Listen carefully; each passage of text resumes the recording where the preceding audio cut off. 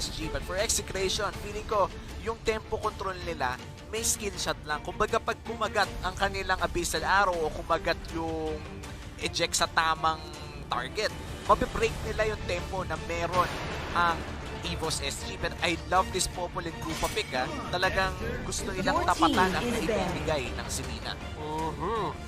And Popolin Koopa, Evos SG, that is going to be their pick.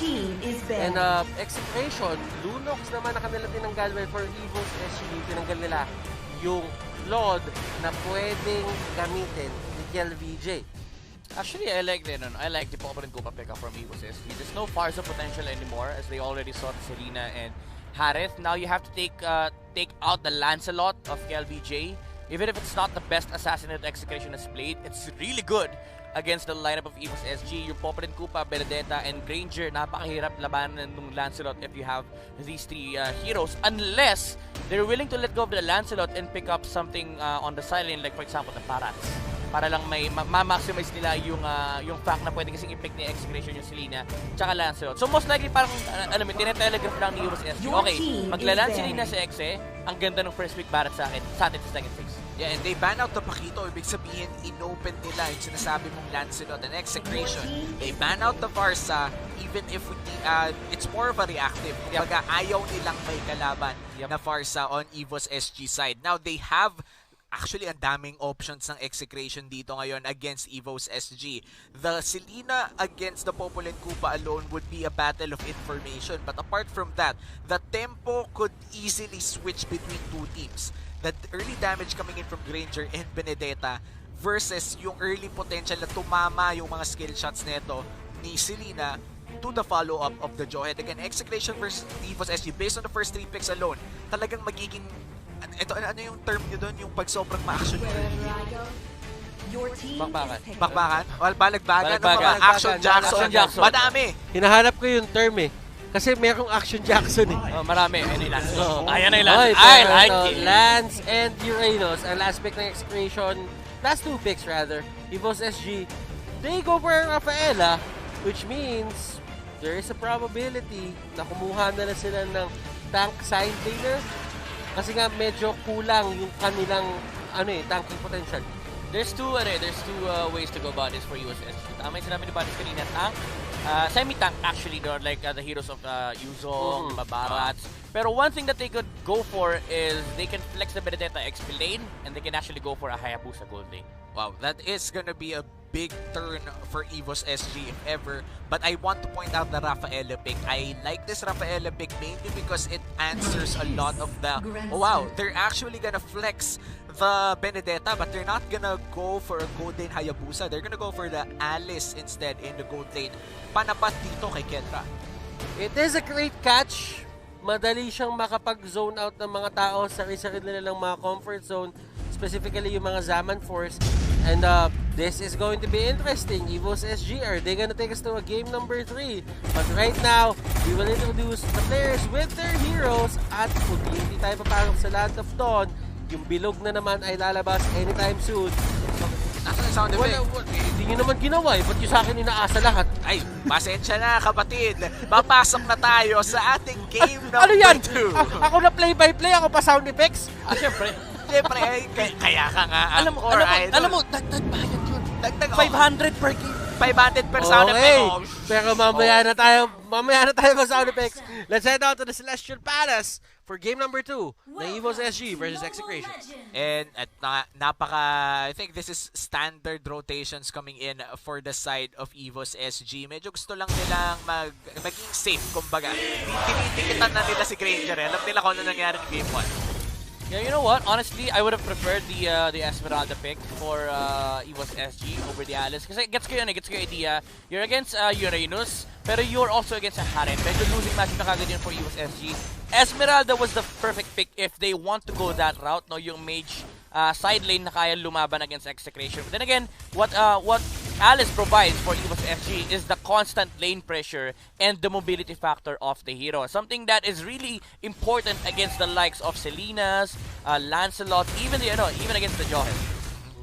And Evos SG right now, girl, mukhang babagsak pero very low HP lang pala. Good thing meron siya Purify doon just to bail himself out. Pero kasi ang papansin mo dito for Evos SG, dalawang Purify na nila ang down. And this is gonna be big for Execration dahil ang first turtle natin ay magsuspawn ng 35 seconds from now at medyo malayo pa ang cooldown ng Purifies na yun. It's gonna be a big advantage for Execration. Kendra, confidence showing already with that TP. Binabawian nung kaninong game 1, pinatay mo ako. Ngayon lugi ka sa akin sa matchup, lakot ka sa akin. Pero alam mo, focusing on Evos SG a bit more dito, Soul, he is one mean Benedetta player. Isa to sa mga favorite heroes niya, ginamit niya to halos dati. But Soul will just try to get away. Ayaw niya ayaw niya makipagsuntukan. Medyo mas mahaba kasi yung espada ni KLVJ ngayon. Medyo mas masakit. Level 4 na rin ang Lancelot na yun against sa level 3 Benedetta. So medyo egol talaga. They don't want to go for that fight. Pero Turtle bilis bumagsak. Mabilis talaga bumagsak, men. Pero yun, hindi mabilis ang Hindi mabilis. Well, mabilis. Mabilis yung sa sobrang bilis nga, akala mo hindi na mabilis. Oo, sa sobrang bilis, akala ko hindi na mabilis. Tama yan. But, KLBJ, nakuha niya yung turtle, pero hindi natin nakikita yung sa baba. So, isipin nyo na lang, siya yung nakakuha niya. Oo nga, and that gives Execration a big gold lead, at least for the early game. First Blood plus Turtle, that's an immediate 800 gold lead para sa Execration. Ano kayong gagawin nila dito sa tempo na sila yung nag-start? Kumbaga sila yung naglapag ng unang paa sa sayaw na mangyayari in this game. And tignan mo yung pwesto dito na Execration, doon sa mapa ng Evos SG, masyado silang tapak dito sa may mismong gitna na ng Tier 2 at Tier 3 turrets. Gusto pumunta sa Singapore na rin siya. Nako, baka nga nasa Poland na dong, papasok na dun sa inhibitor. Ano gusto pumunta? Di ba nasa Singapore naman? Oo nga pala. Tama naman. Anyway, dito sa Execration for the Lancelot na. Again, sabi mo kanina na sila yung unang umapak dito sa dance floor ng Execration. They have a Selena, so they can get they can take resources much faster compared to Evos SG, and they're also playing Lancelot. As a Lancelot in a game, you'd want to establish at least 1,000 gold lead. Then you start taking up the resources of the enemy kasi kailangan leading ka talaga against the enemy para ma-burst on mo yung mga targets na gusto nyo patayin. And si Soul ang magiging target sa may kabila, but Kelra still alive! Oh, wow! Grabe yun. Ang galing ni Kelra dito, humanap ng lusot doon sa rotation ng 4 na tao. Evos SG, 4 yun. 4 na tao ang iiwasan ni Kendra, pero they're gonna go for the third instead at mukhang wala na magagawa ang Execration. Joke lang! Naubusan ng minion. Naubusan ng minion indeed. Potato. They might just actually give this up kasi nandito si Chaknu. Yeah. Ayaw nila pahuli pa. And si Pokemon dito. Oh! Ano ba? Unstoppable Force. Panis! Pero look at that arrow. Connection. Chak to max. Nako, it's gonna be another Pokemon na nahuli. Game 2 na, Gata Catch'em-all pa rin, Butters. Gata Catch'em-all, Kelra. Wala na siyang torre dito, pero he seems to be happy kasi nakakuha siya ng isang kill and never pa siya natitake down kahit may 4-man rotation na naganap. And speaking of 4-man rotations, nakaganti naman ang Execration doon sa taas. Actually, habang nangyayari yung 4-man rotation, nagkaroon ng cross-map play si Execration, sila pa nakakuha ng kill. It's a third for a kill at mukhang Turtle pa nga mag-secure ng Execration dito unless may steal na magagana, pero Lancelot yan at truthful na. Napakahirap agawan yan. Thorn Rose, Retribution, lahat ng klase ng burst damage yung gusto mong makita, pwede niya ibigay at kaya niya tansyahin yun. Depende sa kanyang damage output. And so, hindi niya kinakaya si Renjo dito. Kumbaga parang Exorcist, binato pa nga si Pokemon, Karakachimon na naman. At eto si Pokemon na naman ang pinaka-target, pero hindi nga siya tutumba. And speaking of tutumba, at mukhang tutumba dito si Soul, pero grabe ang damage, Phantom Execution in! And girl, Potato, Kiel, sila ang target dito ni Kiel, pero Kiel forced to go out. Grabe yung ruta niya doon. Grabe yung ruta niya doon. Nakita mo ba yun? Oo, para naka-GPS to. Naka-GPS. Lumiko pagdating sa ganyan. Never ka pwedeng mawala. Sabi sa kanya ng GPS niya doon, pagka-dash mo kay pagka-dash mo doon kay Pokemon, turn left. Tapos, turn right. Si Chaknu, nakahuli ng isang member dito. Soul goes down, Pokemon goes down, and KLVJ once more! Definitely once more! And kinagat siya ni Chichudong. Masyadong mabilis palibasa, naka-smart 5G. Sobrang bilis talaga ng pasok doon ni Kuya mo KLBJ, pero nakagat eh. Kumbaga, alam mo yung pag tumakbo ka ng mabilis sa aso, mas nalo kang hahabulin. Pero sa side track ko lang kayo, sinolo kill ni Ento Maxisol sa top. Ay, nako. Alam mo, tama. Alam mo, pag-usapan natin yan. Sinolo kill nung Selena yung Benedetta. Gaano ka kalupit para magawa mo yun? At yung Encho dito, naiwasan lahat ng bullets. Pero yung last bullet pala ay tatama pa rin. Nagantay si Potato na mahawakan ng Alice para straight line. Hindi niya kailangan mag-isip kung saan niya itapon. Oo, kung yun yung tipo na pag hindi pa tumama, kasalanan mo na yun. Wala nang slow, na-snare pa nga, in Potato, he lands all of the bullets at mukhang papasukin dito si KLBJ. Battle execution in! At gusto niya lang talaga mag-take down nung ganong mga minions. Pero, wow, Evos, JPL, tatakbo lang sila. And it seems to me na mas magiging maganda para sa kanila yung pag-take down ng turrets at pag-control ng mapa. Yeah, again, bumabalik tayo sa signature playstyle ni Evos SG, yung constant pressure sa objectives. And this is where you start seeing the benefits of having an Alice. Kahit hindi ganun kaganda yung start niya sa laning stage, the presence, no, yung threat, na kapag nag-objective sila, may isang hero na pwedeng biglaang pumasok against Execration. And Jack2 going in, ladies and gentlemen. At daming niya. And Kelra, Zaman Force, hinahabol si Potato, and Potato can get out. Si JPL ang pinaka-next target para sa kanila, and Jack2, yung hinahabol kanina, siya na ang nahahabol pabalik. At tatakas na sila doon, keeping the casualties low. Nawala man sa kanila si Etomax, pero isa pa! Pero sinamahan mo pa ng isa. Makulit. Pumasok pa ulit at binigyan ng Execration. And Execration akala mo malapit nang bumagsak si Chakno pero hindi siya bumagsak ng walang ganti. Flicker out, binalibad sa buong tropa. Pokemon na naman! At dami sana pwedeng puntahan ni Pokemon doon. Kaso hinarangan lahat ni Etomax. Nako. And Execration, they definitely control the tempo right now. 3K gold lead and a 7 kill lead as well for Execration. At lahat ata ng turtle sa kanila din napunta. Yeah, honestly, this is something that you would expect on the side of Execration whenever they get Joyd and Selena. And gusto ko yung item build-up ni Renzo, yung Brute Force breastplate first item. Siya yung kumaga parang CCTV naman this time around, hindi na si Chakno. Kasi ang trabaho ni Chakno dito is to set up and make sure na may mapapatay kagad sila sa side ng Evos SG. Kaya ang ganda nung play niya kanina, nung akala natin si Execration yung lugi. Pero pumasok pa si Chakno, sabi niya, akala nyo, di ako lalaban Tinapon niya pabalik si Potato para maabot siya ni KLBJ at ni Kelra. Slowly but surely, yung members dito ng Evos SG, kumukuha sila ng torre left and right.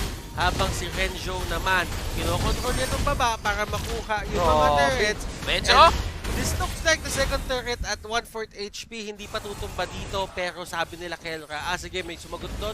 Kunin na natin itong nasa taas at palitin na natin ang mundo ng Evos SG. Dami, kunwari na lang, hindi ko nakita yung holy baptism na yon. But right now, there is a fight happening, ladies and gentlemen. Evos zone. Next target, Kelra, is going crazy sa mga bagay na ginagawa niya dito. And I feel like Evos SG, they could have gotten that fight. Kaso hindi talaga tumama yung Holy Baptism ng Rafaela. If they got Kelra early with that ultimate, that could have been a different story. Pero nabigyan ng free reign si Kelra dahil nga doon sa hindi tumamang ultimate, Zaman Force na pag, only dash, only damage, and kita naman kung gaano nakasakit si Kelra at this part of the game. 5-0-4. Unaharit. This is a dominating performance coming out from Execration, Evos SG. Considering na sobrang ganda ng start nila, it seems to me na hindi talaga nila mahawakan yung kalamangan na meron sila pagdating sa early game papuntang mid game. Yeah, medyo nakikita din kasi natin yung playstyle ng Evos SG. They're really not good. Oy, tinamaan na naman! Sa pool, isa na pa. naman. Ay, mukhang may takas. Safe na. Efas siya doon, efas siya. Pero muntikan na naman ng Renzo. Makatakas kaya siya dito. Final bullet pa tumama. But still, fact remains, kahit ma-take down yung si Renzo, there is still pressure on other sides of the map. And mapapansin ninyo, it takes a lot of resources. Ang daming resources na nasasayang kapag tinitake down mo ang isang Uranus at full HP. Yeah. And Takes again, a lot. we go back to the idea na si Evos SG, hindi nila talaga playstyle na kailangan nilang protektahan si Potato. As much as possible, they want to be the ones who are putting the pressure against Execration. But then again, you are playing into Assassins. Actually, ang daming pwedeng pampatay ng Execration to anybody on the side of Evos SG. Kapag tinamaan ka ng araw, patay ka. Pag nahuli ka ni Chaknu, patay ka. Kapag nakita ka ni KLVJ, patay ka rin. So, ang daming options na Execration to get pickups. And at the same time, yung team fight nila, lamang pa sila kasi yung team fight ng Evos SG, it's an Alice, and you naturally just lose to a Harith. And looking at the stats right now for Evos SG, feeling ko di dapat sila kukulangin sa damage. But then again, the Benedetta is 0-4-0. Dapat hindi sila kinukulang sa damage dito. They have 2 supports, sure. Pero meron silang Benedetta. Kaso nga lang, 0-4-0. The moment na hindi magkaroon ng maraming items or at least 2 items on time ang isang Benedetta, medyo kukulangin talaga ang damage. Even when you land the Alecto final blow. But you do have to remember, late game potential, there is some in Evos SG. The Alice is there. Considering pa na talagang kailangan pang i-set up or kailangan pa talagang patagalin yung laro para sa kanila ngayon. But for the side of Execration, they do have the Harith. Meron pa silang KLVJ dito at Etomax na kayang mag-pick up ng kahit sino at certain moments, and si Chaknu, pwede pa siya maghain ng kills para sa teammates niya. Despite being dangerous for Execration, they will be securing this Lord. Pero konti na lang That could have been a 3v5 or a 3v4 for Evos SG, pero hindi nila kinuha. They didn't risk it. Yeah, things will about to become worse for Evos SG. Na-pick up na yung Divine Glaive kay Kelrad. That Harith, yung damage output itong taong to, it's gonna hurt a lot on the side of Evos SG. So, tumatakbo, tinatakbuhan niya talaga at yung Evos SG, hindi na sila lumalayo doon sa kanilang base. Alam nila na sobrang daming pick-off potential na meron niya yung Execration na isang maling tapak nyo lang, literal, kaya kayo pasabugin. And Renjo gets out, pero nahuli sa likod si Potato at hindi ganun katagal yung pagkaka-disable sa kanya. Kenra, ayan, nakagante ng isa. Bagsak dito si Alice at mukhang Torre ang susunod nila. And that's a 1-4. Araw? Wala namang nangyayari. Wala namang pala. Easy ka lang. Wala namang nangyayari. Practice lang. Kinagat lang. Konting pagpasarap. And as you can see, there is a Lord going for the turret doon sa may taas. And unti-unting nawawalan dito ng space ang side ng Evos SG at tumama na naman kay Soul. Pero Soul is much more ready sa mga ganyang areas. Kumbaga parang may arrow to the heart, laging may arrow to the soul naman sa ating game. Grabe si ito, sobrang lalim naman. Sobrang lalim. Imagine mo dong, sobrang lalim ng abyssal arrow, lumulusot na sa puso, diretsong kaluluwa na. Ganong asintado si ito, Max. Execration, they are just lurking the area. Kumbaga, ito yung pinakalamang nila para sa akin Like, meron din naman ganito yung side ng Evos SG. Pero I feel for Execration, yung freedom na meron sila sa mapa ngayon, parang ang dali maglagay ng abyssal trap. Para talaga makita yung mga tao sa paligid, pero si Chaknu yung pinakalikod.